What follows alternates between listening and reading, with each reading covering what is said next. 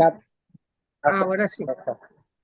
Sí. Bueno, mi gente, tendríamos que en este Evangelio de Lucas, que es el que nos corresponde para hoy, tendríamos que decir varias cosas.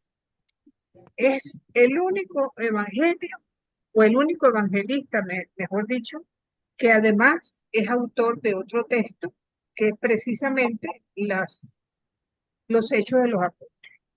Entonces, pero desde el siglo XIX ha habido confrontaciones que buscaban escarbar si realmente se trataba del mismo autor o si por el contrario se trataba de un autor completamente diferente.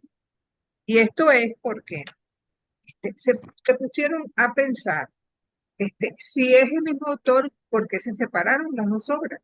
¿Cuál es el motivo para que eso haya ocurrido? ¿En qué se basaron pues, para hacer esa división? Entonces resulta que llegaron a la conclusión de que se trataba de un mismo autor, que no podía ser de otra forma, simplemente porque estamos ante una unidad de estilo, una unidad de lenguaje, de teología, una unidad de destinatario y una unidad de problemática. Porque muchas de las cosas que nosotros vamos a observar en los hechos de los apóstoles, de alguna manera también tienen su eco en el Evangelio. Entonces es la unidad más grande del Nuevo Testamento, con casi 38.000 palabras, pero es también el mejor griego del Nuevo Testamento.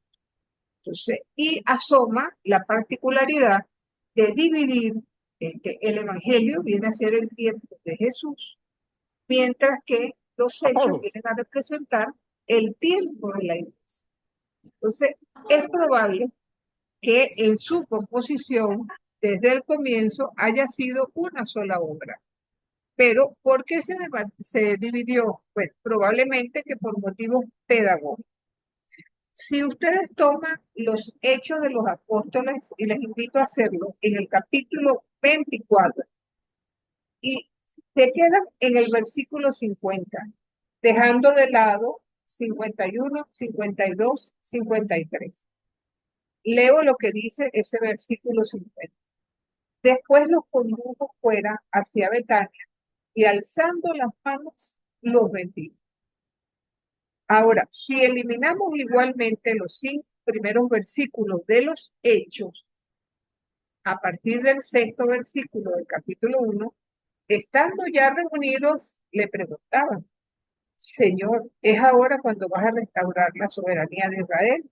Él les contestó, no les toca a ustedes saber los tiempos ni las circunstancias que el Padre ha fijado, pero recibirán la fuerza del Espíritu y comienza por la ascensión.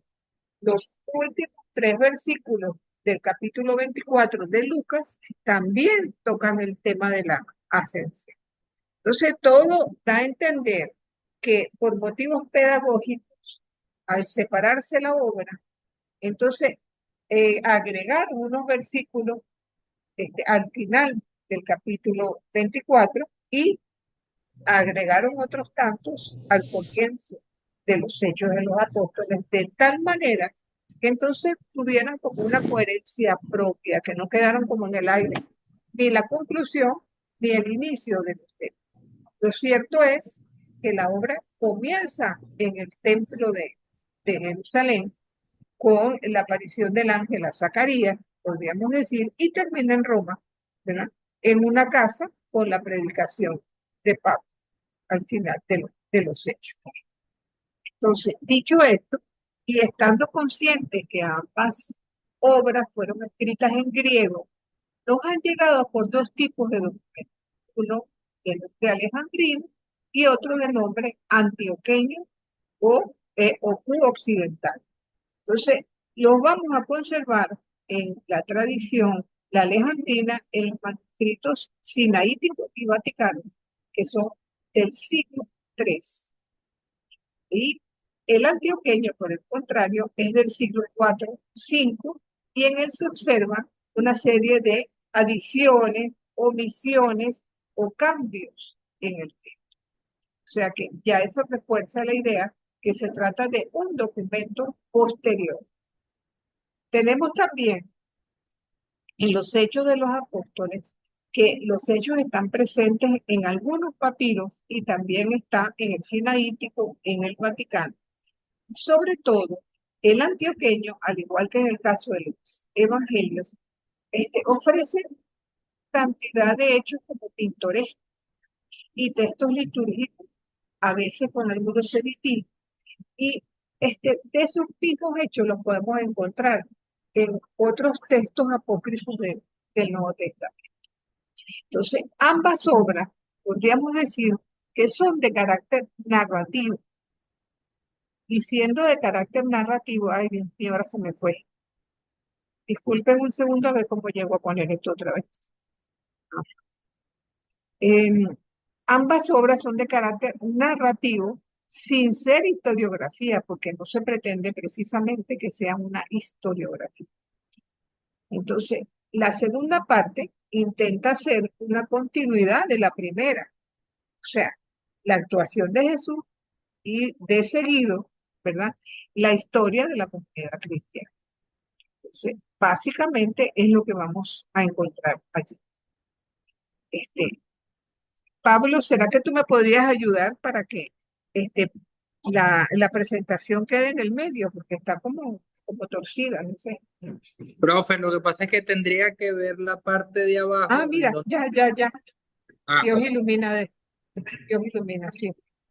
Bueno, entonces, básicamente, ¿verdad? El Evangelio empieza con un prólogo, después tiene unos relatos de la infancia, tiene la misión, que por supuesto, primero en Galilea, después el camino a Jerusalén y finalmente en Jerusalén. Recordemos que Lucas forma parte de los sinópticos, por eso se va a conservar ese mismo esquema.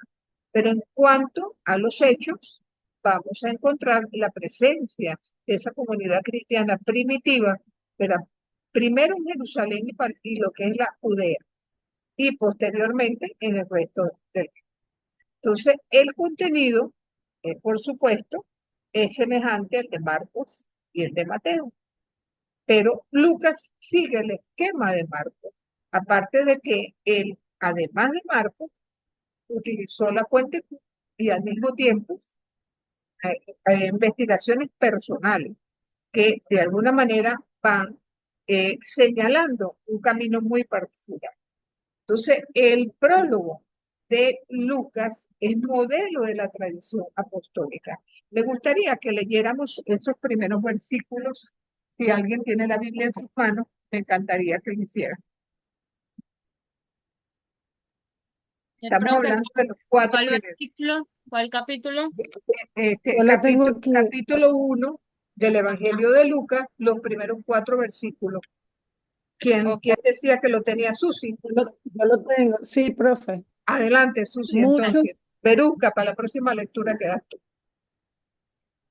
muchos han tratado de relatar ordenadamente los acontecimientos que se cumplieron entre nosotros, tal como nos fueron transmitidos por aquellos que han sido desde el comienzo testigos oculares y servidores de la palabra. Por eso, después de informarme cuidadosamente de todo desde los orígenes, yo también he decidido escribir para ti, excelentísimo Teófilo, un relato ordenado, a fin de que conozcas bien la solidez de las enseñanzas que has recibido. ¿Hasta ahí o un Hasta poquito ahí, más? sí, hasta ahí. Fíjense que es muy particular este inicio, porque de alguna manera va señalando varios hechos. El primero de ellos es que menciona a Jesús en forma implícita, cuando dice las cosas que se han verificado. ¿De qué cosas estamos hablando? De Jesús de Nazaret. ¿Quiénes fueron los que verificaron eso? Los testigos oculares, quienes compartieron con él, quienes podían decir, yo comí con él, yo estaba a su lado cuando hizo tal milagro, yo estuve a su lado cuando relató tal parábola. Entonces, ¿qué fueron de alguna manera estos testigos populares que también sirvieron a la misión, quienes de alguna manera van señalando un camino, ¿verdad? De una tradición que Lucas, al igual que hizo Marcos y al igual que hizo Mateo y Juan, ellos van asumiendo. Ahora, Lucas es el único evangelio que tiene un destinatario, ¿verdad? Lo llama Teófilo. Ese es un nombre bastante común en el mundo griego del siglo I. Pero si vamos simbólicamente a desglosar el nombre, y Teo es Dios y Filio es amigo, podría ser que sea un evangelio dirigido a todo aquel que quiera ser amigo de Dios. Incluso allí estaríamos nosotros involucrados, como los teófilos y teófilas del siglo XXI, que también queremos poner en práctica esa palabra, que desde el principio se nos señala.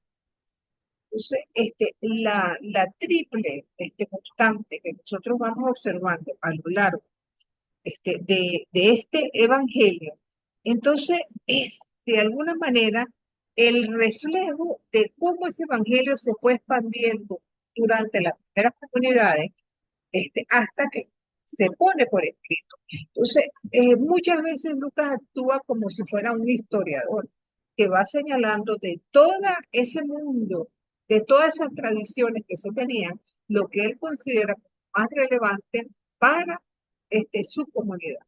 Fíjense que es lo mismo que hace Juan al final de su evangelio, cuando dice, bueno, si todo lo que Jesús hizo se escribiera, no habría manera de poner por escrito todo lo que, de una u otra forma, Jesús, cuando Jesús estuvo entre nosotros.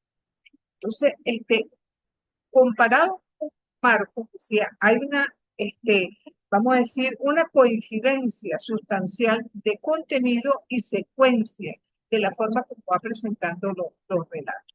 Entonces, el esquema Marcos-Lucas, pasando por Mateo, es semejante en dos elementos, la oración de Getsemaní y la pasión. Pero ambos, tanto Mateo como Lucas, nos regalan adicionalmente un relato de la infancia, eso lo vamos a ver en nuestros encuentros de la infancia, este documento que no aparece en el pero en total, este es un evangelio que consta de más de 19.000 palabras y distribuido en 146 unidades narrativas. En tanto que los Hechos de los Apóstoles están distribuidos en 86 unidades narrativas con 18.000 palabras aproximadamente. El símbolo de este evangelio tradicionalmente ha sido el toro. Ahora, les decía que era el griego más elegante del Nuevo Testamento, el más cuidado. Fíjense que tiene 2.055 palabras diferentes y utiliza todos los tiempos verbales, cosa que por supuesto no hace Mateo, pero y mucho menos Marcos. ¿Okay? Tiene incluso preferencia por los verbos compuestos. Entonces, siendo así, la gramática es la más rica del Nuevo Testamento. Entonces, su estilo, al leer el Evangelio, pareciera que estuviéramos ante un historiador, pero en realidad habla más como pastor. Entonces, pero llega al punto de describir hasta los rasgos psicológicos de las personas que evocan en un momento la presencia divina. Es muy particular en la descripción de los personajes, como por ejemplo el relato de la transfiguración, que si lo comparan con los otros evangelios no tiene tanta riqueza de sentido, o el rostro de Esteban, el hecho de los apóstoles, cuando iba a ser lapidado. Entonces, él evita duplicaciones, y en general eso va contando una historia de hechos entrelazados uno con otro en lo que trata de constituir el proceso histórico de salvación. Hay dos prólogos, porque vamos a encontrar un prólogo en el Evangelio, vamos a encontrar un prólogo en los Hechos. Con la infancia, sabemos que la misión comienza en Galilea y posteriormente la misión de la iglesia que está presente en los Hechos. De alguna manera, la geografía de Lucas, al igual que los otros dos sinópticos, comienza en Galilea. sigue en el camino hasta Jerusalén, donde se consuma y termina. Entonces, y para él, en el Evangelio hay varios protagonistas importantes.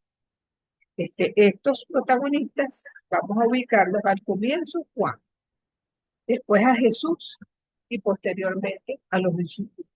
De tal forma que él va de alguna manera señalando que antes de Jesús es la historia de Israel. Después viene la historia de Jesús y posteriormente la historia de la iglesia.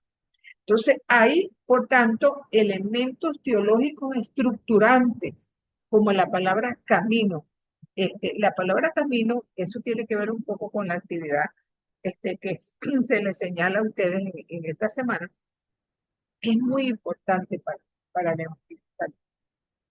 Podríamos hablar de una teología del camino del evangelista Lucas, porque él concibe que todo aquel que está fuera del reino de Dios o que de alguna manera no cree en Jesús, está fuera del camino.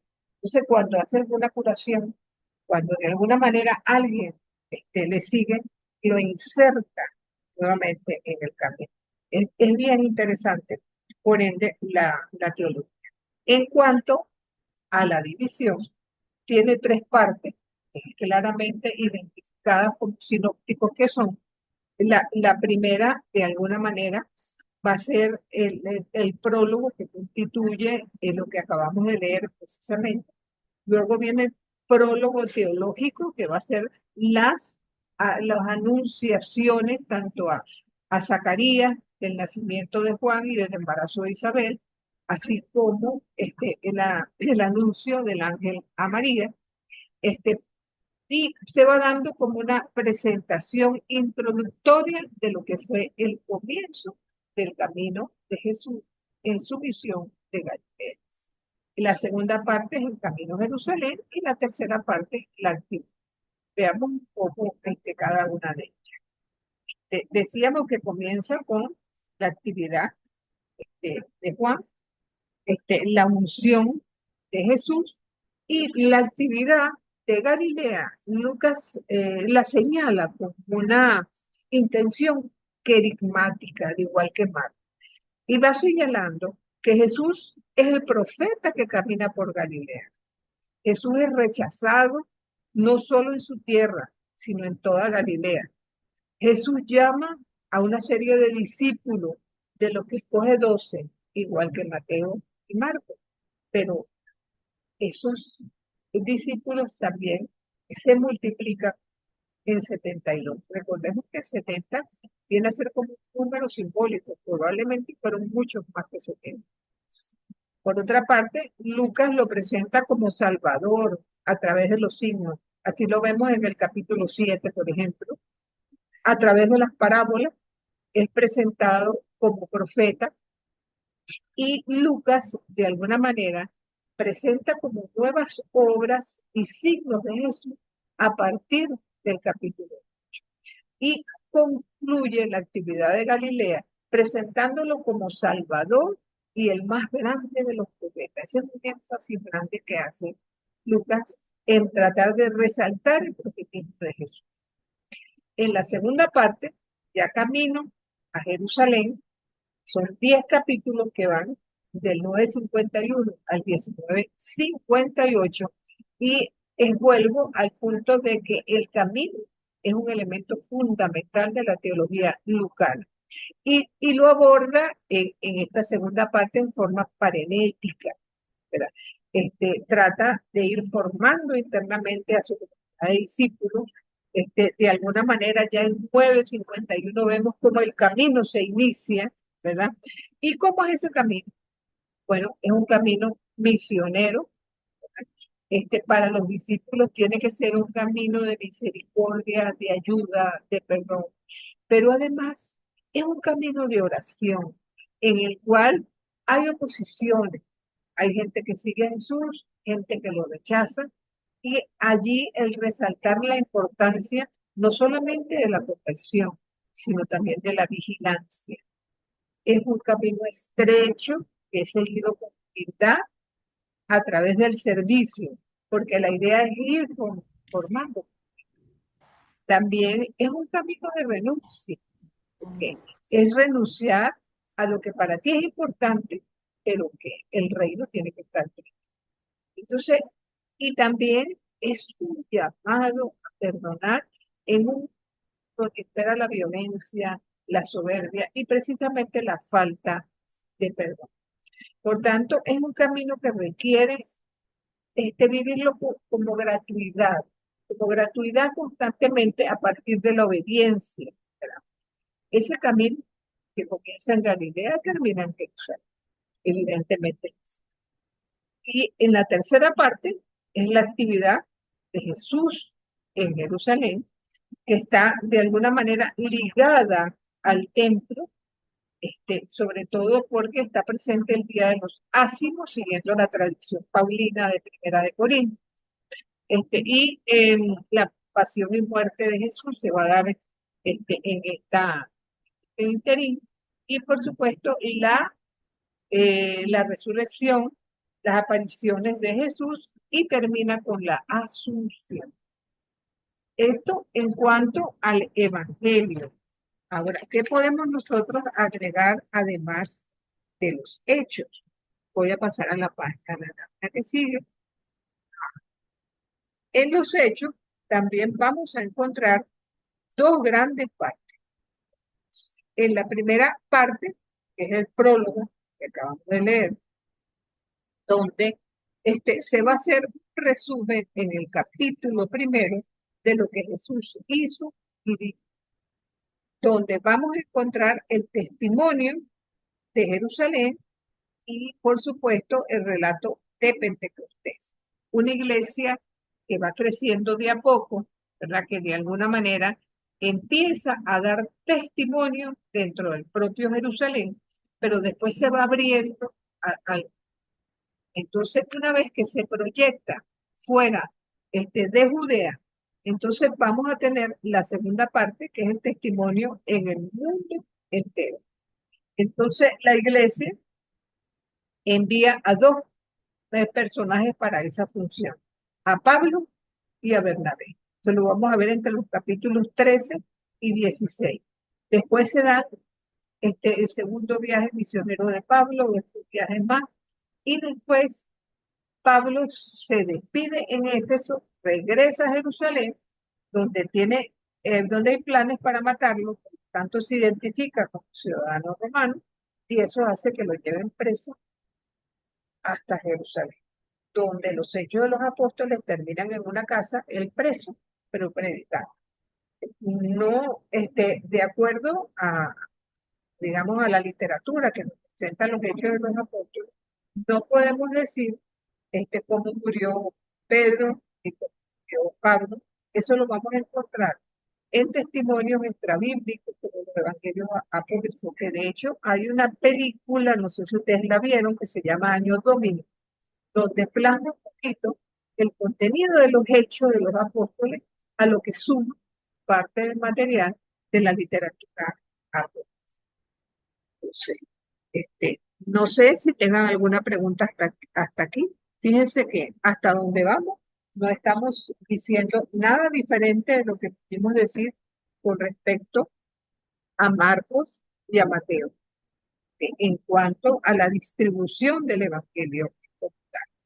Profe, Adelante, adelante. yo leí Ajá. hace poco algo acerca de la simbología del toro relacionado a Lucas, pero no lo recuerdo. ¿Me puede refrescar por qué es el toro? Sí, cómo no. Esa es una simbología que está tomada del libro de Daniel. Tienen que revisar el libro de Daniel cuando hace referencia al Hijo del Hombre que vendrá victorioso nuevamente en su segunda venida. Se habla de 4 vivientes que en el fondo son características del ser humano. Entonces, fíjense que Marcos se define con el león, Mateo con el hombre, Lucas con el toro y Juan con el águila. Entonces, lo que quiere decir precisamente es eso, la valentía del ser humano, su espíritu, su ímpetu, de alguna manera, la fortaleza. Entonces, Esos mismos cuatro vivientes van a aparecer también en el capítulo 4 del Apocalipsis, o sea, para señalar el final de los tiempos, o sea, en conexión, como te decía, con el capítulo 7 del libro de Daniel. Recuerden que Daniel, además de ser un texto profético, es un texto considerado apocalíptico también y que de paso, casi a las puertas del Nuevo Testamento, porque es bastante tardío su redacción.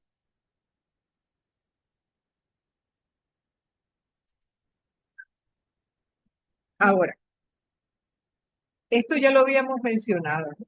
Para Lucas, digamos que su relato, su escrito, tiene que ser interpretado como una historia en tres etapas. El tiempo de Israel, de Jesús, el tiempo de Jesús y el tiempo de la iglesia. Entonces, al igual que Marcos, él señala una geografía teológica, ya no tanto como Marcos de la Galilea como un lugar para recomenzar, un lugar de la fe, sino una geografía que hace énfasis en la importancia del camino, el camino de la vida, el desierto de cada uno de nosotros para alcanzar la tierra prometida, donde además va a destacar la presencia del Espíritu de principio a fin. No es que Mateo ni Marcos no hagan presente al Espíritu, pero el énfasis que Lucas le pone, de algún modo lo mira pues como de manera muy particular. Aparte, vamos a encontrar, ¿verdad? Mujeres en papeles protagónicos, lo cual es bien interesante. Si bien estamos claros que aparte de los 12 y los demás discípulos, Jesús tuvo muchísimos discípulos, entre esas mujeres también. Lucas hace énfasis en eso realmente. Y cuando nosotros veamos un poco el discipulado, vamos a tocar ese punto, pero si quisiera en este momento leer el capítulo 8, los primeros 3 versículos, donde se señala esta presencia femenina. Si alguien, Berusca, ¿tú qué te ofreciste? Capítulo 8, versículos 1 al 3. A continuación, fue recorriendo ciudades y pueblos proclamando la buena noticia del reino de Dios. Lo acompañaban los 12 y algunas mujeres que habían sanado de espíritus inmundos y de enfermedades. María Magdalena, de la que habían salido 7 demonios, Juana, mujer de Cusa, mayordomo de Herodes, Susana y otras muchas, que los atendía con sus bienes. Bueno, podemos imaginar que estas mujeres que siguieron a Jesús desde Galilea, y que lo acompañaron incluso en los momentos de la pasión, de la muerte y de la resurrección, cosa que no hicieron los discípulos varones. Lucas hace mucho énfasis, sobre todo porque podemos imaginar que si esas mujeres andaban con Jesús para allá y para acá, ese maestro itinerante, ellas también dejaron familia para seguir a Jesús. Incluso podemos pensar en el escándalo de la mujer de Cusa, el administrador de Herodes, y le digan, bueno, ¿qué hace tu mujer con ese señor? Pues cuando eso nos ha llamado serpientes, sepulcros blanqueados, hipócritas y una serie de epítetos. Y sin embargo, Lucas es muy enfático en afirmar que entre el grupo de seguidores de Jesús había. Y eso también nos reivindica un poco, porque pareciera que el papel femenino, con el curso de los años, quedó eclipsado. Las mujeres quedan un poco escondidas por ahí. Ahora, veamos un poco lo que tiene que ver con el género literario.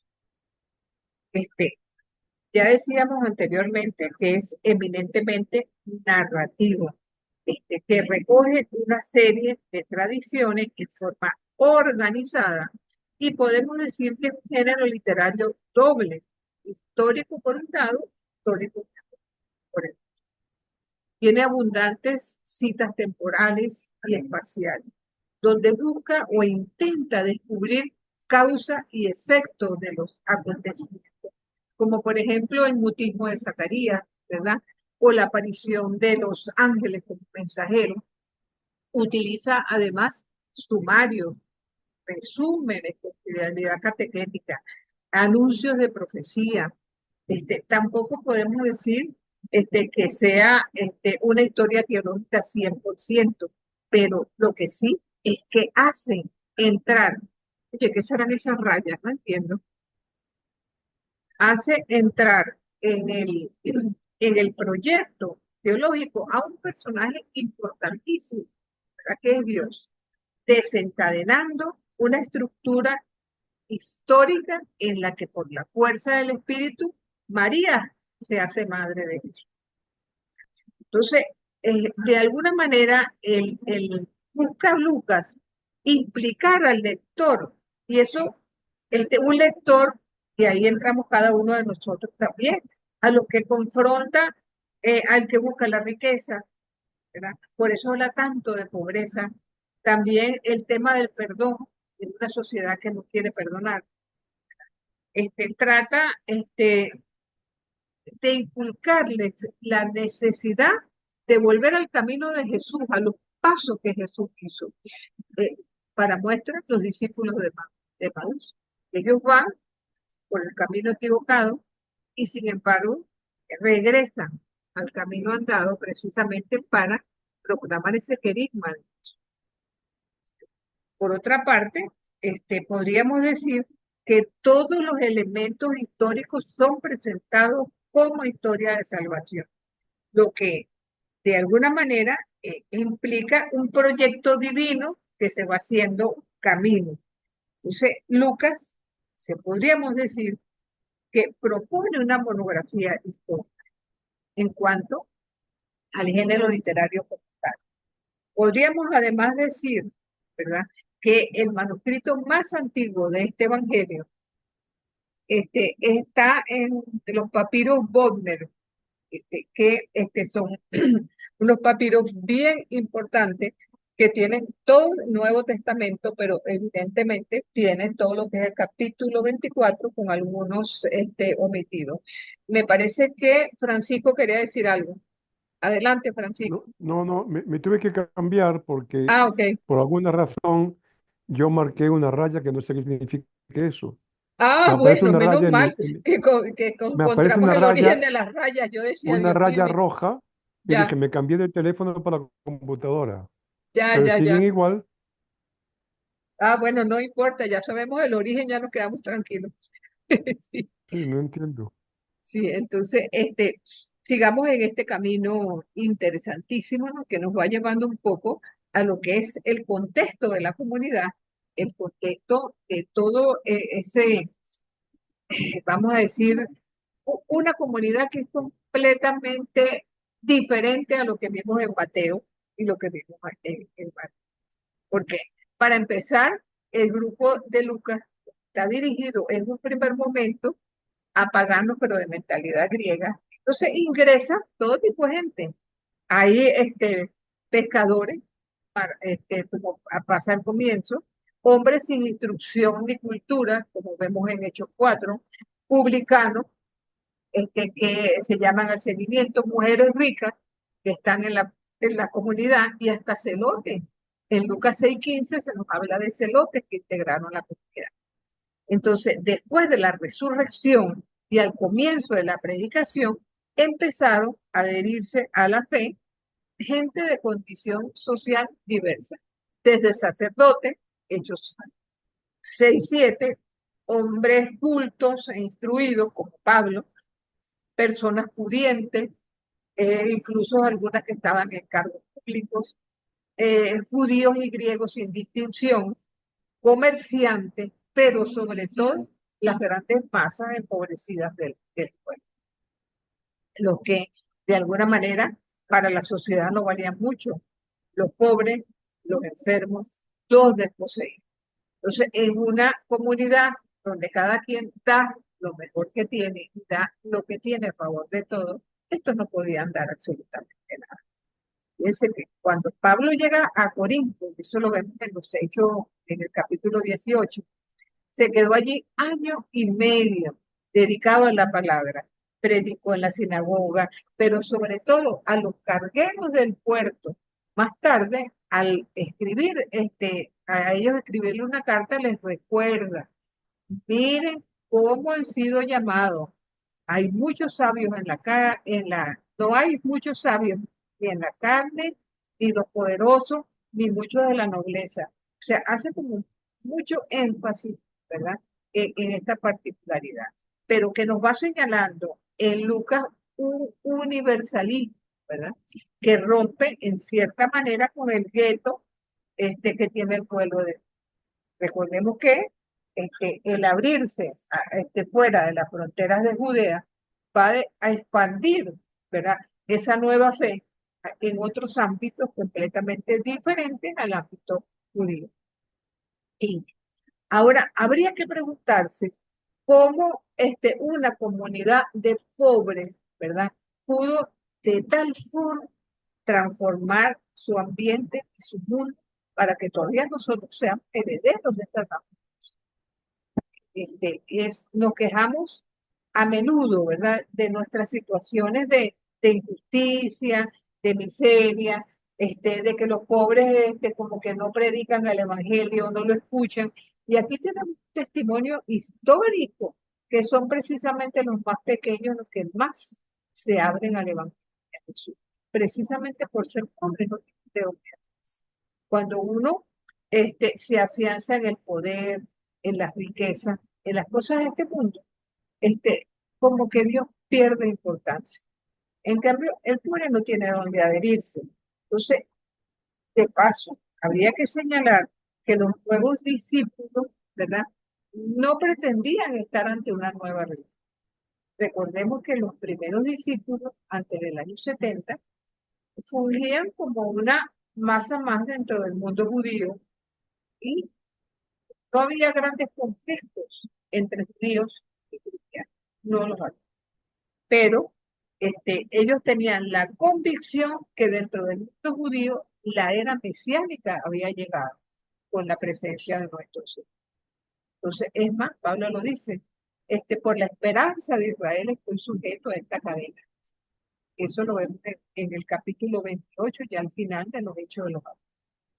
Entonces, por eso los primeros discípulos seguían circuncidándose, seguían guardando el sábado, seguían yendo al templo. Recuerden que Juan y Pedro van al templo y ahí hacen una oración. Entonces, ellos seguían yendo pero entonces, igualmente, se reunían en las casas a partir del pan. Se centraban sobre la pasión de nuestro Señor, sobre la resurrección y sobre todo tratando de recordar cada uno de los hechos, ¿verdad?, con que había comenzado esta nueva era. Entonces, esto es algo que de alguna manera se señala en forma abierta tanto en el Evangelio como en los hechos de. Entonces, fíjense que los judíos más devotos ayunaban 2 días a la semana y los primeros discípulos también seguían esa costumbre, aunque muy temprano observaron días diferentes, ¿verdad? Mientras los judíos ayunaban lunes y jueves, entonces los cristianos ayunaban miércoles y viernes. Adelante, Beruca. Profe, cuando se empieza a hablar del nuevo camino, que se Ajá. empieza a conocer así, ¿corresponde con esta etapa o ya fue mucho más adelante? Bueno, recuerda que los evangelios son proclamaciones del querigma a la luz de la Pascua. A veces no es fácil identificar si realmente está hablando la comunidad prepascual o la comunidad pospascual. ¿Ves por qué? Si nosotros hiciéramos ahorita un intento de escribir sobre la vida de Bolívar, ¿verdad? ¿Cómo evitar que algunos, en nuestra opinión de Bolívar hoy, la manera como nosotros hemos concebido la historia, como nos las enseñaron, pero al mismo tiempo, ¿verdad? ¿Cómo lo asumimos ahorita en el devenir del siglo XXI? Entonces, a los escritores bíblicos también le pasa el pie. Ellos hablan del Jesús histórico, pero 30, 40, 50 años después. ¿Cómo evitar que lo que está viviendo la comunidad en ese momento no quede reflejado en el momento en que ellos están relatando. Esa es muchas veces la dificultad, a veces de extrapolar, ¿no? No, si esto pasó de esta forma, pero no es tan fácil, no es tan fácil a veces identificar el camino, o sea, el camino o prepascual. En fin y al cabo, son los mismos personajes, pero que han crecido, de alguna manera se les ha sumado una fe que no tenían antes. Y no solamente fe, como la voluntad de seguir adelante y de luchar. Entonces, en esa primitiva iglesia, los dirigentes eran los 12. Entonces, donde Pedro y Juan eran los principales. Pero en los hechos, los principales son Pedro y Pablo, que juegan un papel descollante. Pero una vez que aparece Pablo, pareciera que Pedro desaparece, que se está dejándole paso para que Pablo siga adelante, por decirlo así. Entonces, de alguna manera, estamos también cerca del año 70 en un momento de ebullición, porque el nacionalismo judío estaba harto pues de los romanos. Y entonces, de allí va a arrancar el comienzo de la guerra que va a terminar destruyendo Jerusalén. Entonces, en aquellos momentos podemos hablar de un cristianismo judío, ¿verdad? Que de alguna manera empezó a abandonar el judaísmo ortodoxo y se plegó fuera de las fronteras de Judea. Y de allí entonces podemos hablar que muchas o algunas iglesias de origen judío tomaron un camino diverso, como se dice que fue, por ejemplo, la comunidad de Pela. Entonces, ¿cuál es el marco en que actúa esta comunidad? Entonces, ese grupo de pobres, dónde vive, en qué trabaja, en qué ambiente se mueve. Sabemos que inicialmente es un ambiente judío, porque recordemos nuevamente que el cristianismo nace como una secta judía, pero en la medida que se va abriendo al universalismo, ¿verdad? Acaba de ser rechazada, ¿sí? Ya no lo quieren en medio de ello. Entonces, ¿qué por nosotros podemos decir? Que Jesús sabemos que predica inicialmente en la ciudad. La ciudad es el lugar de la acción, de la actividad apostólica. Jesús iba de ciudad en ciudad. Y hay como 3 sitios importantes donde hay presencia de Jesús, del Jesús histórico. La sinagoga, como lugar de oración, la casa, que es el lugar de la vida privada, y la puerta de la ciudad, que era donde se dirimían dos problemas de la vida pública. Por eso nosotros podemos hablar en Lucas de un urbanismo. El urbanismo de Lucas, la palabra polis, que significa ciudad, aparece 38 veces en el Evangelio, pero 29 son propias de Lucas, ¿verdad? Incluso aparece la palabra aldea, que es koiné, 12 veces. En los Hechos, 43 veces aparece la palabra ciudad, polis. Entonces, Lucas ve la importancia de la ciudad en contraste con los pueblos. Y tanto el Evangelio como los Hechos lo consideran como lugares estratégicos.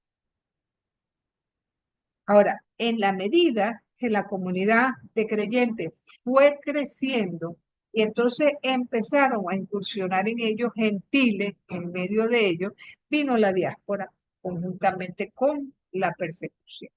Entonces, abrirse a los gentiles no fue fácil para esta gente que venía del mundo judío, pero era la voluntad del Espíritu.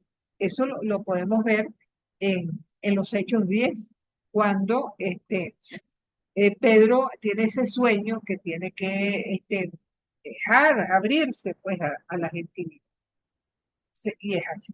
Ahora, ¿cuáles son los valores y criterios que imperan en este momento y que de alguna manera causan roces y dificultades?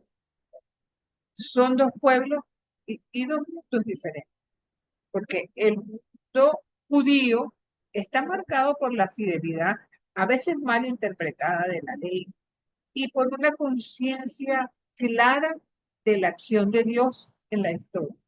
Y por otro lado, el pueblo gentil, fundamentalmente griegos y romanos, cuya cultura era lo que dominaba entonces. Pero entonces, ¿cómo poder entender esto cuando hay varias oposiciones? Primero hay una oposición de tipo racial y cultural. Dos pueblos ante los cuales son dos maneras, si se quiere, de ver el mundo completamente. Fíjense que para el griego, ¿verdad? Existen los griegos y los bárbaros. A ambos dividen la cultura. Se es griego no por nacimiento, sino por educación, ¿verdad? En cambio, para el mundo judío existen los fieles y los otros, los gentiles. A ambos los divide la ley, ¿verdad? Entonces, imagínense, una persona es judía porque pertenece al pueblo escogido de Dios, aprende la palabra, aprende a ser fiel, a ser un pueblo santo, diferenciado de los demás, no consideran a los gentiles como parte suya. Entonces, a veces, no se crean que esta oposición ha desaparecido completamente de la sociedad. A veces, hay círculos concéntricos de gente que se jacta del dinero, de los apellidos, de que un país es mejor que el otro, de que los blancos son mejores que los negros. A nivel mundial podríamos hablar de pueblos desarrollados versus de tercer mundo o en desarrollo. Entonces, eso sigue de alguna manera imperando. Y por otra parte, está la oposición social, tanto para judíos como gentiles. Ellos estaban divididos en libres y esclavos. El hombre libre era el ciudadano, el que tenía derechos a la palabra, gozaba libertad en el actuar. El esclavo era el no ciudadano. Entonces, y eso era tanto en el mundo judío como en el mundo griego. Hoy también.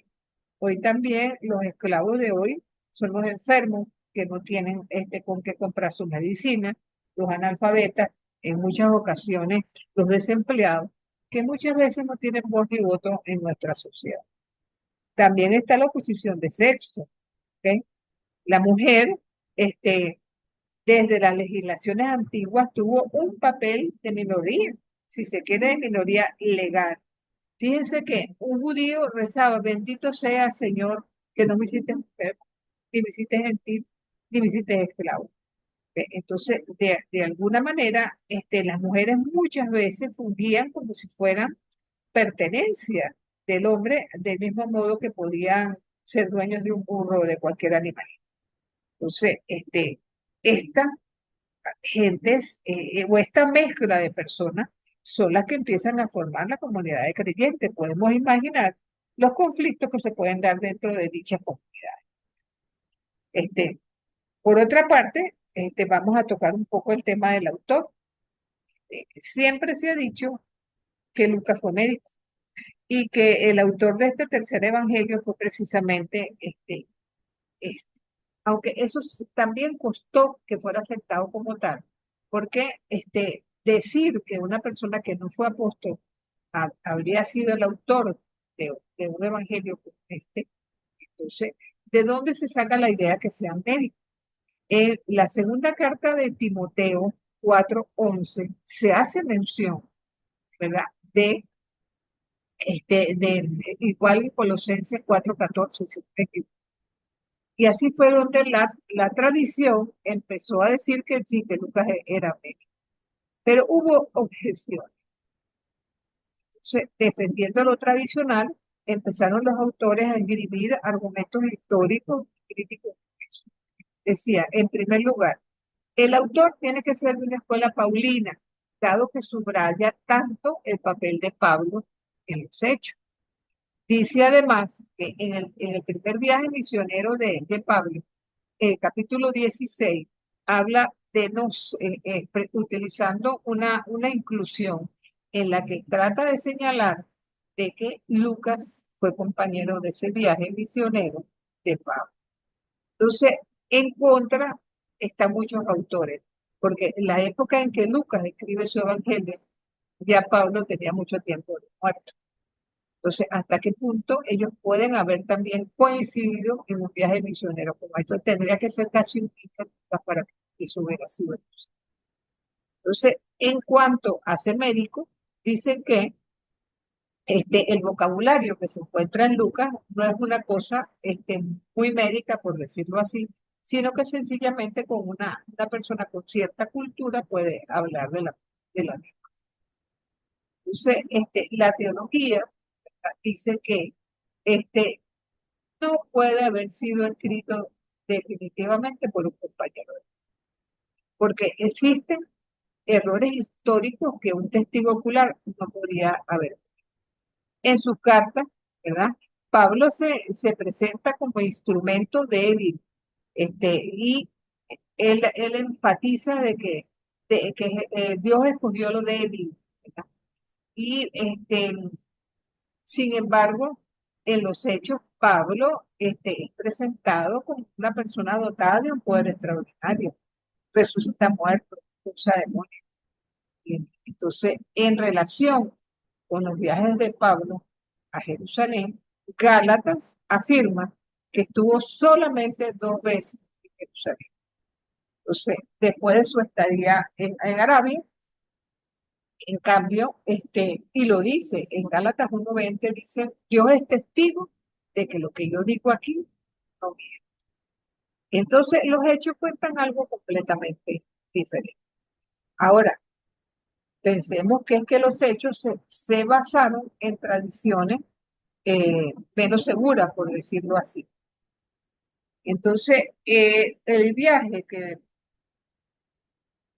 los hechos asumen que hizo Pablo en la época del emperador Claudio, Pablo lo niega sencillamente. Entonces, habría que preguntarse, ¿verdad? ¿Hasta qué punto, ¿verdad? Esa colecta que tanto peso le da Pablo, no la menciona Lucas. Ahora, hay una cosa que tenemos que tomar en cuenta y que se llama principio de Knox. Eso K-N-O-X, Knox, ¿verdad? Entonces dice que se puede resumir así. Se pueden utilizar los hechos para completar las cartas de Pablo, pero no para corregir las cartas. ¿Por qué decimos esto? Porque los, las cartas de Pablo son un testimonio directo. En cambio, los hechos escritos por Lucas son fruto de una tradición, recordemos, primero oral, posteriormente escrita, del cual hace él una especie de inventario. Entonces, con estas divergencias, ¿verdad? Se sabe que Pedro defendió el ministerio de Pablo y Bernabé, pero las restricciones para la inclusión de los gentiles quedaron un poquito de lado gracias a la palabra de Pablo, que en Gálatas afirma que a ellos no les impusieron nada que siguiera llevando la fe a los gentiles sin grandes problemas. Entonces, todo da a entender que el autor de los Hechos de los Apóstoles, llámese Lucas, no conoció ni a Pablo ni a la carta a los Gálatas. Y esto lo podemos afirmar por varias razones. Primero, en relación a la teología. Los hechos no dicen nada de ciertos temas que para Pablo son vitales, ¿verdad? Pablo lucha toda su vida por ser reconocido como apóstol. De paso, él dice que él es apóstol porque el último encuentro de Cristo resucitado fue con él. En cambio, Lucas hace mucho énfasis de que Pablo no es apóstol, que los apóstoles son los 12. Entonces, esto es algo la que chocaría un poco en el caso de que hubiera sido realmente un compañero de Pablo. Entonces, tampoco podemos imaginar a Pablo dando un discurso como el que Lucas asume que dio en Atenas en el capítulo 17. En la trampología paulina, el ser humano está, bueno, hundido en el pecado y espera la justificación. En cambio, los hechos siquiera hacen referencia a esas principales enseñanzas de Pablo. La justificación por la fe, la libertad frente a la ley, la muerte sacrificial de Jesús en la cruz, un escándalo. Y recordemos que al igual que el Evangelio, estamos hablando de que este texto se escribe hacia los años 80, 85, donde los problemas comunitarios son bastante distintos a los conocidos por la primera generación cristiana y de la época en que Pablo. Entonces, Lucas en su obra hace resaltar el vínculo de unidad entre Jesús y los suyos. Pablo subirá a Jerusalén, como hizo Jesús. Entonces, en Lucas, el nacimiento de la iglesia pareciera que se ha hecho sin dolores, menos en lo que atañe a las persecuciones que vienen del exterior, como las que vienen del Sanedrín o de los sacerdotes. Entonces, ¿qué podemos nosotros hacer como creyentes? Seguir vinculando, ¿verdad?, al autor de este texto como cristiano, de alta formación griega, ¿verdad?, conocedor de los géneros literarios, gran viajero, probablemente un antiguo prosélito, ¿verdad? Sería quizás de la tercera generación cristiana y que tenía a Pablo como una especie de héroe. Muchos lo sitúan en relación a Éfeso o Antioquía y por la presencia de los oficiales romanos. No está prohibido llamarlo Lucas. Así que sigamos. Ahora, vamos al contexto teológico, a menos que tengan alguna pregunta, ¿no? Aunque, bueno, la obra que es doble presenta como una historia de salvación dividida en periodos, como camino profético, salvador, programado y dirigido por Dios. Entonces, ¿cómo es ese camino profético?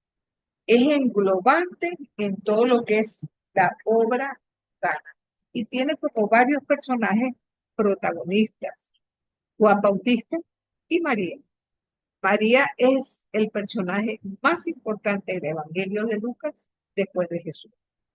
Esto sí es una diferencia sustancial con respecto al Evangelio de Mateo, porque el personaje más importante en el Evangelio de Mateo después de Jesús es José. Eso se ve claramente en los relatos de la infancia. También entonces Jesús es el segundo personaje importantísimo en el centro de la obra, que va creando un camino para Dios, que vino a guiar nuestros pasos por un camino de paz, que abre el camino de Dios con su ministerio, que camina hacia Jerusalén, que le dice a los discípulos, recordemos que parte de la teología lucana es que al principio a los seguidores de Jesús se les llamara seguidores del camino. Ese era el nombre que se le daba porque caminaban con Jesús. Entonces, y luego de la resurrección, el camino que ha sido precedido por Jesús corresponde andar a los discípulos de ahí en adelante. Y el otro personaje en ese camino profético es la iglesia. Allí es el camino que nos va presentando los hechos de los apóstoles como un anuncio no solamente a un pueblo, sino a toda la humanidad. Primero a los judíos, después a los gentiles. Y el final de ese camino, ¿cuál es? La parucía, el encuentro definitivo con Dios en la tierra prometida celestial, vamos a decirlo así. Y las etapas del camino llevan primero una preparación, que es preparar. Recordemos que la ley y los profetas llevan a Juan. Juan es quien prepara el camino y el advenimiento de Jesús. Entonces, de allí el papel importantísimo de Juan el Bautista en este evangelio. Esa preparación tiene un cumplimiento y ese cumplimiento se da con el ministerio de Jesús en un primer momento y con el cumplimiento que se da a su muerte y resurrección con la comunidad primitiva y que se abre a la parucía como camino definitivo salvador que prevalece en Jesús como Mesías y como Salvador del mundo. Ahora, las características de ese camino son un camino que es animado por el Espíritu como promesa del Padre, ya lo vemos en Lucas 24, en la ascensión, pero también lo vemos en Pentecostés. Es un camino que se va vinculando como promesa. Y cuando se habla de salvación, ¿qué significa salvar? Bueno, en primer lugar, salvar del mal, librar de las tinieblas, librar del pecado, librar de Satanás, los demás demonios, librar del dolor y la enfermedad, de la muerte. Entonces, todo el que acude ante Jesús es porque se encuentra a sí mismo y se encuentra en disposición de esperar salvación. Por lo menos así lo da a entender. Por otra parte, también significa ofrecer algo. El bien de la persona en la historia es Dios mismo. Entonces, es la felicidad escatológica, es saber que estamos construyendo un reino en función del futuro que nos depara más allá de este mundo. Y es salvación radical completamente, no es salvar de cualquier forma. Este camino es un proceso, pero un proceso en el que necesitamos primero tocar el corazón y reconocer los pecadores. La única manera de que sea un proceso salvador es que seamos capaces de ser humildes y reconocernos como tal. Entonces, estando conscientes de que en este camino, animado por el Espíritu, hay agentes de salvación. En primer término, Dios. Así está presente en Lucas 1:47 y en los Hechos. Jesús, Salvador por antonomasia, el Espíritu, presencia constante en las comunidades. Y la palabra, sobre todo la palabra que es reveladora, que es encuentro, gracia, provocación. Y el bautismo, porque de alguna manera se va señalando el bautismo en el nombre del Señor para entrar a formar parte de la comunidad. Es como decir, la puerta abierta una vez que la persona se ha convertido, como le pasó a Pablo. ¿Y quiénes son los destinatarios? Todos, todos. Aquí no hay, afuera no se queda nadie. El universalismo en Lucas es algo bien particular. Lo inicia Jesús, de alguna manera, primero en Galilea, después en Judea, buscando toda carne, y lo continúa la iglesia, donde de alguna manera los pecadores están incluidos, los pobres, los marginados, son sencillamente los sujetos privilegiados de la salvación y que tienen evidentemente cabida en esta comunidad lucana, que también tiene como tarea, si Jesús fue ungido por el Espíritu como profeta, quien acompaña a Jesús también está en la obligación, ¿verdad?, con la fuerza del Espíritu de seguir ese camino misericordioso.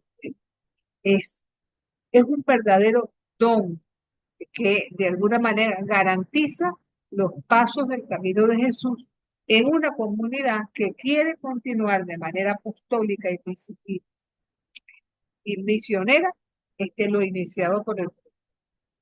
Entonces es un camino, si se quiere, ascético espiritual, una comunidad que persevera por el Espíritu a pesar de su debilidad.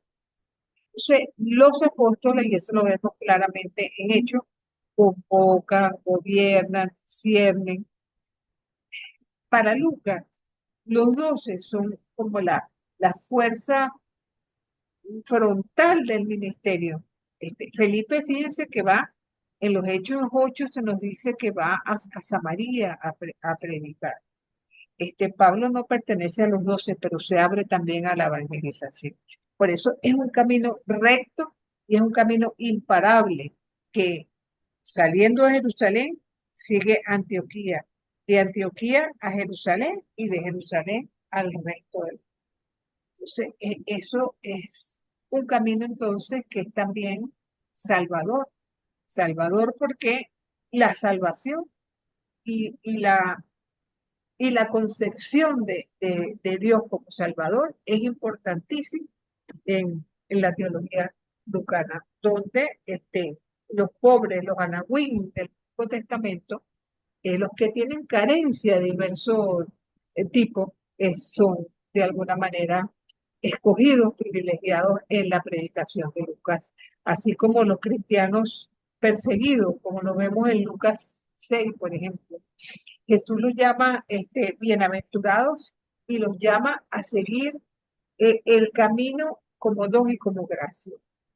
Igualmente, es un llamado a vivir en austeridad, a vivir como Jesús vivió. O sea, así quien ha escogido ser pobre por voluntad, entonces, si quiero seguir a Jesús, no me puedo pegar a la riqueza. Tengo que tratar también de hacerlo. Y evidentemente hago nuevamente énfasis en la importancia que Pablo da a las mujeres. Sabemos que las perdona, las cura, resucita a una muchacha, se apiada de una viuda y resucita al hijo. Pedro también resucita a una muchacha en el capítulo 9 de los Hechos, una muchacha a la que llaman discípula. La única vez que se llama una mujer discípula en el Testamento. Alaba la ofrenda de la viuda, algunas lo siguen y apoyan con sus bienes. Recordemos que ningún rabino quería aceptar mujeres entre sus discípulos. Y Jesús anda con las mujeres también como oyentes de su palabra. Recordemos en el capítulo 10 el relato de Marta y María, cuando la una dice, Señor, que no me está ayudando en la cocina, y le dice, epa, mira que ya tiene la mejor parte, y aquí está a mis pies escuchando la palabra. Entonces, son los primeros testigos de la resurrección, y quienes lo anuncian a los discípulos varones. Las primeras convertidas en Filipo también se vuelven anunciadoras y apóstoles. Y sobre todo sobresale María, evidentemente, como primera discípula. Esto es interesante de resaltar, porque fíjense que estas mujeres de las que habla Lucas, voy a destacar el papel de María Magdalena. María Magdalena, lejos de esa presunción que se trataba de una prostituta convertida al cristianismo, el Evangelio es muy enfático en afirmar que ella sencillamente fue curada de 7 demonios. Entonces, más de una persona tuvo demonios y no por eso se le tenía que considerar pecador. Entonces, ella tuvo un papel tan descollante en la vida de Jesús que yo puedo llegar a pensar que cuando Jesús la curó de tal manera, la transformó, que ella hizo propio el camino de Jesús. Entonces, duele considerar que en los hechos de los apóstoles tan abiertos a la universalidad, ella no sea mencionada ni una sola vez en el hecho de los apóstoles, cuando tiene que haber jugado un papel importante en la comunidad. De hecho, hay un evangelio apócrifo, Evangelio de María Magdalena, donde habla de luchas de liderazgo precisamente con Pedro. Entonces, testigo privilegiado de la resurrección, a quien Jesús le dice, bueno, anda, y le dice a los muchachos que allá en Galilea, a ver. Entonces, uno se pregunta cómo es posible, y ahí me voy a los Hechos de los Apóstoles, en el capítulo 2 de Pentecostés. A veces nosotros tenemos la idea de que en Pentecostés nada más estaban los discípulos, los apóstoles, con María y una que otra mujer. Pero en Hechos de los Apóstoles 1:15 dice que allí habían 120 personas. Y a esas 120 personas, para ellos vino Pentecostés. Entonces, cuando Pedro hace el discurso para escoger a cuál de los discípulos van a ser el sustituto de Judas, el traidor, y se elige a Matías, como finalmente fue. Entonces, en el discurso pone como 3 condiciones para ser elegido el número 2. Entonces, la primera, que haya acompañado a Jesús desde Galilea. Tanto mujeres como hombres llenaron esa vacante y esa condición. Después dice que hayan sido testigos de su muerte y resurrección. En este caso concreto, las únicas que fueron testigos de su muerte fueron las mujeres, los hombres. Y finalmente, testigos de la resurrección. Pero entonces, Pedro dice lo siguiente, La condición es que sea aner. Aner es hombre en griego. Entonces ahí eso cierra la puerta a que ella por suerte haya podido ser la discípula o el apóstol que faltaba allí. Que recordemos el Santo Padre Juan, eh, Juan Pablo II, decía que ella era el apóstol de los apóstoles. Y uno se pone a pensar si ya para este momento la comunidad había estado ya teñida de esa influencia, eh, que abriéndose a los ministerios y dejando la profecía de lado, a las mujeres ya las iba dejando de lado con sus papeles protagónicos y quedaron confinadas a la casa, como finalmente pasó del siglo II en adelante. Entonces, un poco esta es el camino de Lucas, por decirlo de alguna manera. Y sí, me gustaría dejarles la palabra para que nosotros, una vez que hemos terminado con los sinópticos, podamos la semana que viene acceder a Juan, pero ya cualquier duda que tengamos, cualquier observación, me gustaría que la comentemos ahorita. Adelante, Francisquito.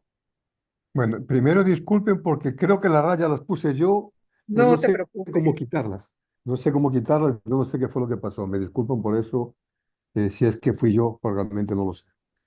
Bueno, es muy interesante todos estos evangelios sinópticos y intento hacer relación de lo que estamos aprendiendo. Acuérdense que nosotros, o por lo menos yo, estoy aprendiendo desde casi cero, ¿no? Entonces, intento englobar los aprendizajes, por supuesto, desde distinto punto de vista. A mí me parece, y me corregirá usted o me ayudará a aclarar mis dudas. Yo creo que la importancia de estos evangelios sinópticos no son tanto quién los hizo, cuándo los hizo, cómo los hizo, sino el valor real de los evangelios, sobre todo en este contexto teológico que usted está diciendo, en el camino que marcan, en el camino de las cosas positivas que hacen en pro de todos, de los débiles, llamándoles débiles de alguna manera, pero a todos aquellos que necesitan ayuda, que necesitan de alguna manera el auxilio de los demás, ¿no? Yo creo que, como lo he dicho alguna vez, en esto está implícito el reino de Dios y creo que si todo lo que se dice y se escribe, evidentemente, usted lo ha dejado reflejado en el día de hoy en alguna oportunidad, se hace en un contexto específico, ¿no? Un contexto hace 2000 años, un contexto político, un contexto religioso, para una gente sin formación, sin estructura, sin dinero, sí, y con mucho misterio, sobre todo para tener un mundo futuro, un futuro después de la vida mejor, ¿no? Yo creo que esto ha cambiado por completo, pero lo importante no creo que haya cambiado, ¿eh? Lo que ha cambiado es la forma. Yo creo que los que estamos en cónsonos con lo que dice la Biblia, estamos más con el fondo, con lo que quiere transmitir, que llevado a la época actual es de otra manera completamente distinta. Las interpretaciones son completamente diferentes a como lo muestran literalmente lo que hemos leído en estas 5 clases de los evangelios sinópticos, ¿no? Es un poco lo que yo entiendo e interpreto. Creo que al final creo que la Biblia es un documento espectacular, lleno de vida, lleno de bondad, lleno de buenos ejemplos, lleno de un camino que que les llevó a seguir a ellos de una manera o de otra y que nosotros a nuestra forma actual debemos de seguir. Es un poco lo que a mí me parece que yo entiendo. Me corregirá o me ayudará a entenderlo mejor. Gracias. Creo que tienes mucha razón en lo que afirmas, porque a veces cuando leemos algún acontecimiento del pasado, inclusive la Biblia, porque no olvidemos que esto también es literatura, tendemos a verlo con la mentalidad de nuestra época, ¿no?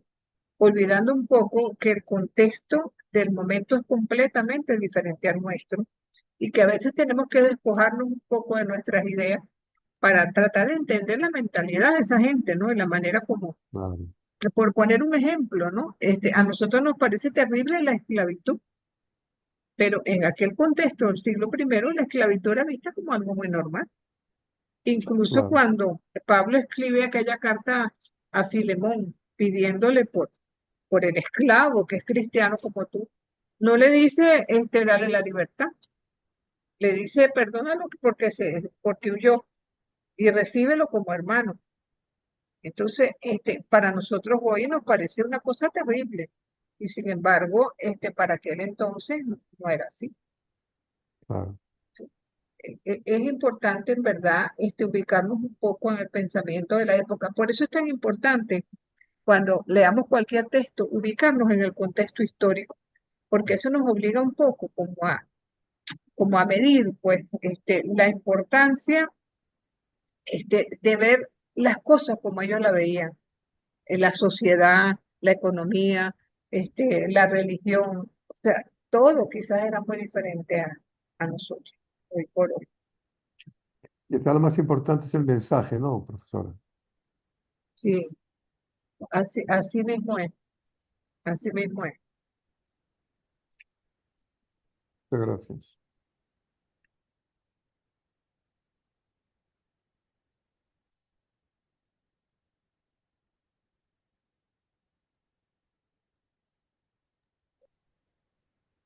Profe, Adelante, yo Veruca. apartándome un poquito del tema, Ajá.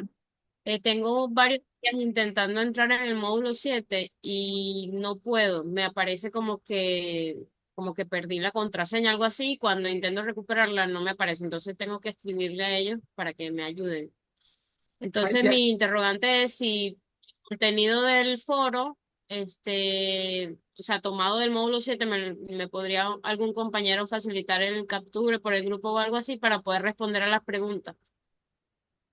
Te voy a hacer una pregunta. Cuando tú entras en módulo 7, ¿entras en módulo 7 nada más o módulo 7 UCAP V?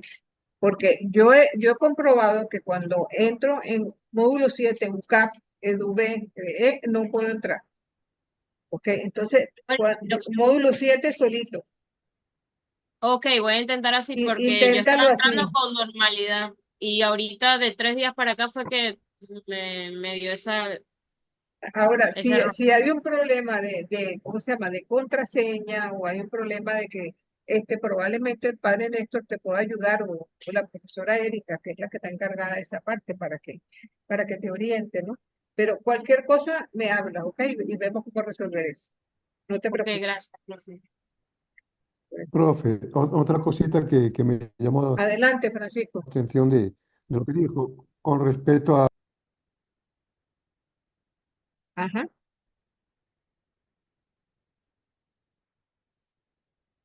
Adelante, Francisco. Ajá, perdón, disculpe, sí. que con respecto a lo de las mujeres, el año pasado leíamos algún texto, entre otros la misión de las mujeres en la Biblia y también la participación de María Magdalena, dándole la relevancia y la importancia a las mujeres en la etapa de vida de Cristo, ¿no? Que fueron muy importantes, incluso más cercanas que muchos de los apóstoles, muy especialmente María Magdalena, que lejos de ese papel que se le adjudicó, creo que, no sé si en el siglo tercero o en el siglo cuarto, como de prostituta y todas estas cosas, y que le habían quitado los espíritus, nunca fue así, sino que fue una fiel seguidora de Cristo y estuvo con él incluso en su muerte y su resurrección, ¿no?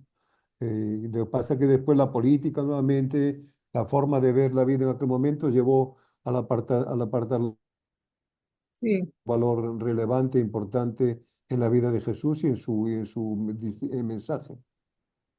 claro.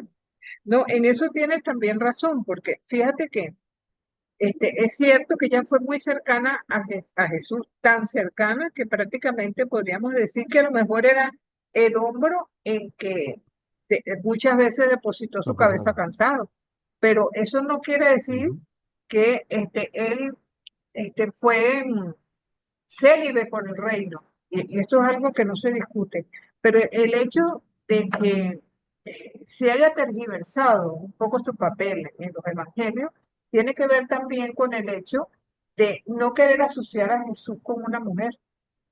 Entonces, la claro, mejor manera de desasociarla era poniéndola en un papel como que, bueno, Jesús no se iba claro, a acercar a una prostituta, pero, o sea, todos los seres humanos por naturaleza somos eróticos, pues el encuentro entre hombres y mujeres es válido, pero eso no necesariamente tiene que ver con la genitalidad, que es diferente. Entonces, claro que no.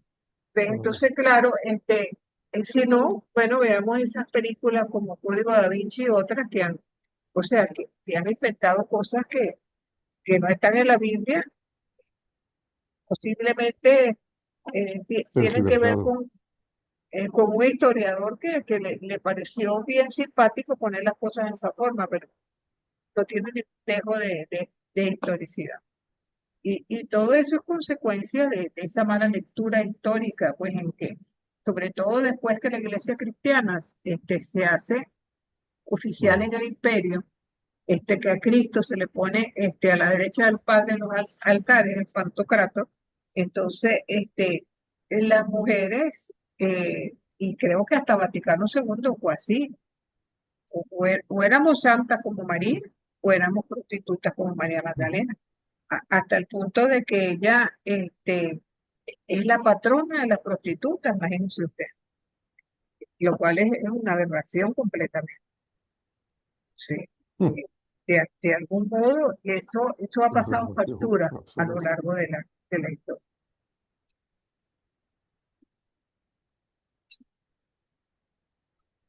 Muchas gracias, profe. De nada, Francisco.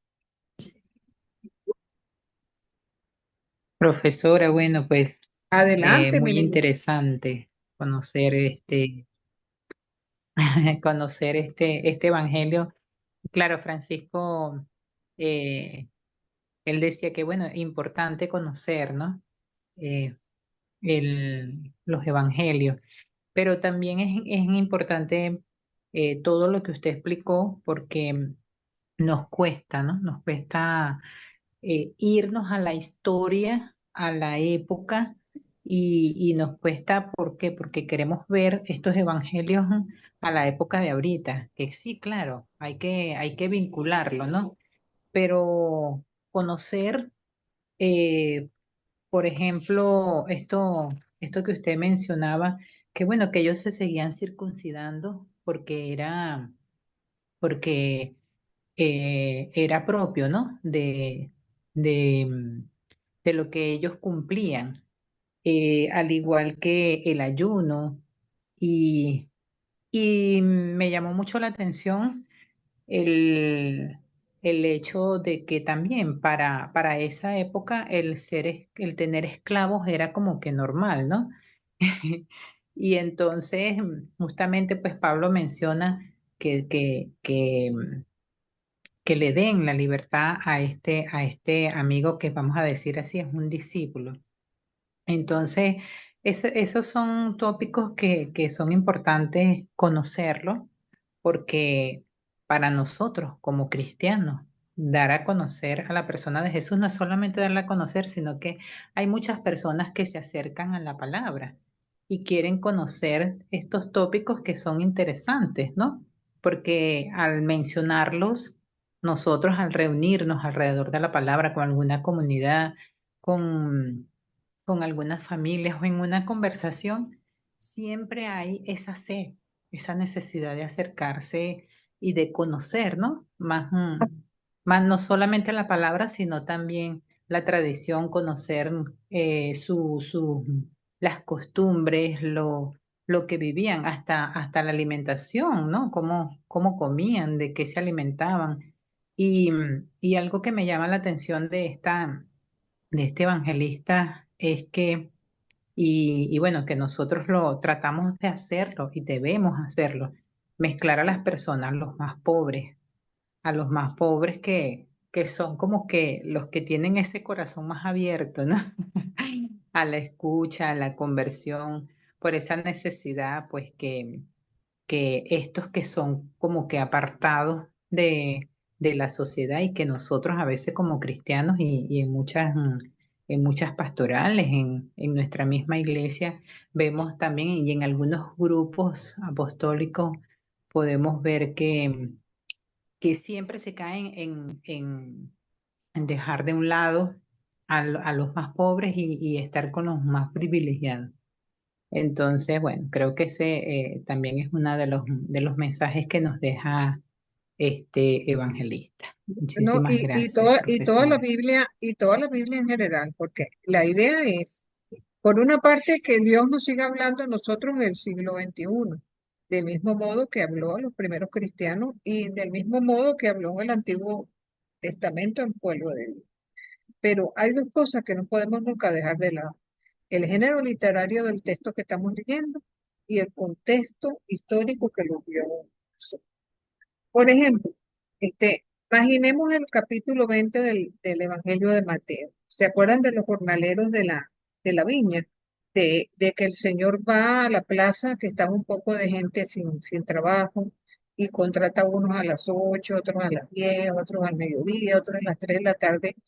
Dejemos de lado que a todos les pagó lo mismo. Sí, Lo que quiero resaltar es que si había en un día de trabajo un poco de gente en una plaza esperando que alguien lo llamara, quiere decir que la situación de desempleo en ese momento era grande. Entonces, yo cuando leo ese texto siempre me vienen a la memoria aquellas personas que uno pasa por una construcción y ve afuera un cartelón que dice, ¿cómo se llama? Personal completo. Y sin embargo hay dos o tres paraditos allí, o si alguno no va a trabajar. O sea, eso es una, la convicción de que en todas las épocas hay situaciones difíciles, pero cuando uno es capaz de vislumbrarlas al leer los textos, el texto se presenta con una claridad meridiana y podemos comprender mejor lo que quiere expresar el evangelista en este momento concreto. Eso sí es algo a tomar en cuenta en la medida que uno pueda.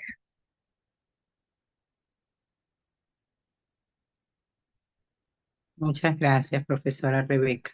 A la orden.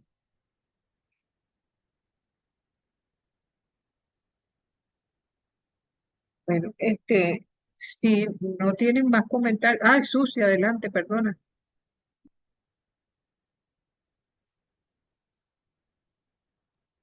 Ay, disculpe, profe, pero a mí me llama mucho la atención, por ejemplo, que Lucas no, según tengo entendido, ojo, porque yo soy bastante ignorante de esto, soy nueva, pero Lucas no vivió en la época de Jesucristo. Y tengo entendido inclusive que él recibió ese conocimiento directamente de Pablo, pienso, o sea, por lo que he escuchado, ¿no? Pero me impresiona mucho que él, por haber sido en aquella época un profesional, porque según tengo entendido era médico, él trató de organizar todo el recuento que le habían dado, ¿verdad? Y me impresiona mucho las coincidencias, a pesar de que no vivió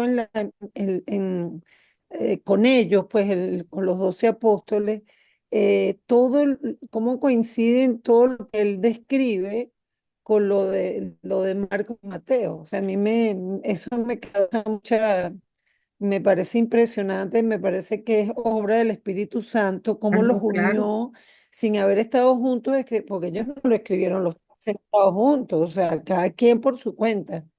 Y me impresiona tanto porque, claro, él lo hace de una manera mucho más como organizada, mucho más, sí, cierto. pero wow, me quedo muy impresionada de todas las coincidencias y todo eso, ¿no? Sí. Bueno, Sí. recuerda que hay una tradición oral común de muchísimos años. Entonces, ahora, haya sido médico o no, haya conocido a Pablo o no, eso no lo podemos asegurar con certeza. Se cree que es de la tercera generación cristiana. Si es de la tercera generación, probablemente fue discípulo de discípulos de Pablo, porque Pablo muere en el año 68. Recuerden que Jesús muere aproximadamente hacia el año 30 aproximadamente. Entonces, decir que conoció directamente a Jesús, que estuvo directamente con Pablo, podemos aseverar con los datos históricos que tenemos entre manos. Pero nada de raro tiene que haya sido un cristiano discípulo de los discípulos y que haya sido como buen historiador, un buen conocedor del ambiente de la época y que haya elaborado una obra tan extraordinaria como la que hizo Lucas. Que no se le puede negar, te digo, Es una obra impresionante. con un Sí. griego excelente. El griego de Marcos y el griego de Juan son muy pobres. En cambio, el de Lucas es, bueno, utiliza todos los tiempos verbales y hasta los verbos puestos con mucha libertad. Así que nada de raro tiene Sí. que pudiera haberlo conocido. Pero como te digo, en estos casos, valga esta clase, nosotros tenemos que apoyarnos en los documentos históricos que tenemos en la mano.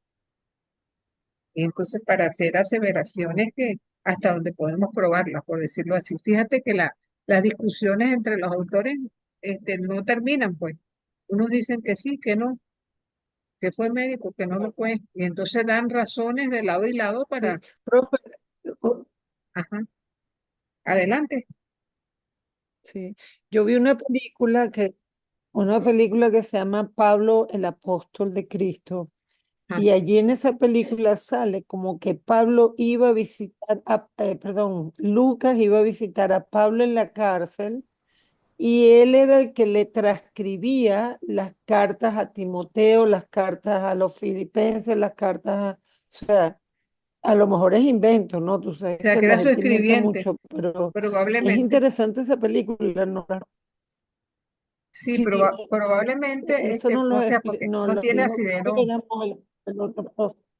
Sí, Sí. pero como les Sí, digo, eso no nos podemos. la recomendó el padre Gáspere, nos dijo que viéramos esa película y es bien, bien interesante, bien bonita, bien, pero entonces no tiene a lo mejor Bueno, connotación real, pues o siempre es un puede invento. haber tomado de algún apócrifo también. Recuerden que hay apócrifos de Pablo. Y entonces puede Es ser que verdad. haya, sí, entonces haya tomado, entonces, y puede ser, o sea, aquí no descartamos que todo sea como tú dices, pero tampoco lo podemos asegurar. Esa es la cosa. Sí, Y sigue, como te digo, claro, así es.